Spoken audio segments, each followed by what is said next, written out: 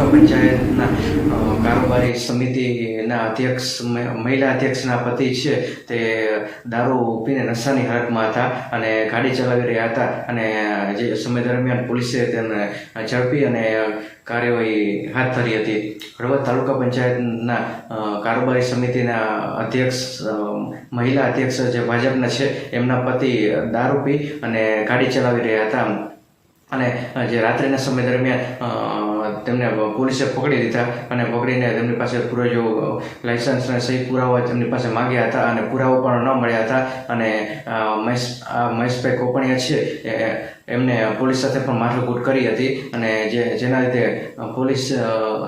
અને મહેશભાઈ કોપણિયા છે એમની સાથે થોડીક